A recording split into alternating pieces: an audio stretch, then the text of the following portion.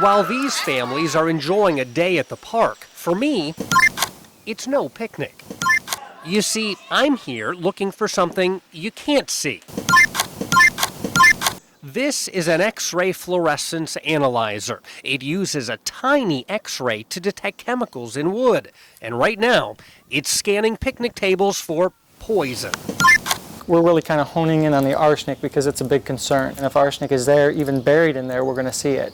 We did see it. 3,250, 5,093, 8,000 parts per million of arsenic on this one. In Indianapolis, Anderson, and Fishers, in Brownsburg, Mooresville, and Greenwood, the analyzer detected high levels of arsenic at almost every park we visited. And at each one, our findings came as quite a surprise to parents like April Boswell. Never would I have thought that my kids would be in any kind of danger, you know, with tables. Why are these tables full of arsenic? Well, because wood like this contains a preservative called CCA. For years, copper, chromium, and arsenic were forced into the lumber to make it last longer. CCA-treated lumber was banned in this country about 5 years ago, which means you can't buy it anymore. But if you visit your local park, chances are you're still eating on it. The problem is the invisible poison inside the wood doesn't stay there. The arsenic leaches out where you and your kids can be exposed to it. Here's what I'm talking about. 13 Investigates wiped the surface of area picnic tables so we could have the wipes analyzed at a lab. Results showed every sample tested positive for arsenic. Some had incredibly high levels of arsenic that far exceed safe levels set by the Environmental Protection Agency. And if the poison rubbed off onto this, it can just as easily rub off onto those little hands and that peanut butter and jelly sandwich. Enough of it can certainly make you sick. Dr. Brent Furby runs the Indiana Poison Center. He says you probably won't feel sick from eating at one of these tables, but repeated exposure to arsenic can greatly increase the risk of cancer. And because of that, children and adults should take steps to avoid it. Have the kids wash their hands and don't put food directly onto the table.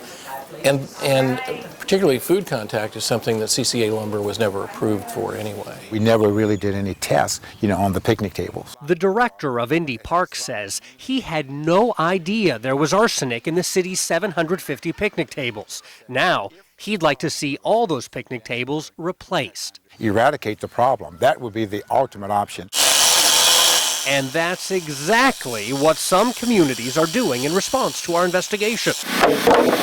Work crews in Avon have replaced arsenic-treated wood on all 33 picnic tables in Washington Township Park. And it's not just parks that are taking action. This is what happened at the Indianapolis Children's Museum just hours after we found those tables had arsenic. The picnic tables have been removed. But what do you do if you own 12,000 of those tables? That's how many you'll find at Indiana State Parks. Replacing them would not be the best use of public funds. There is minimal health risk, if any. But consider this. At Fort Harrison State Park in Lawrence, we found arsenic readings on some of these tables shatter EPA standards.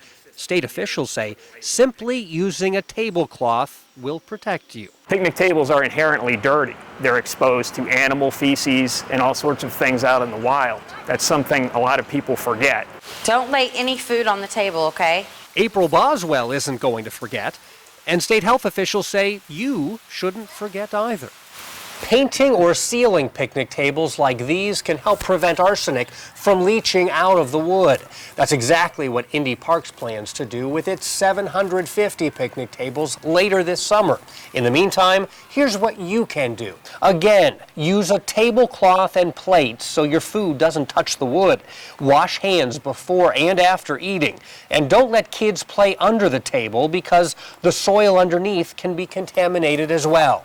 If you want to see exactly which parks we tested and how much arsenic we found, just go to our website at WTHR.com. I'm Bob Segall, Channel 13 Eyewitness News.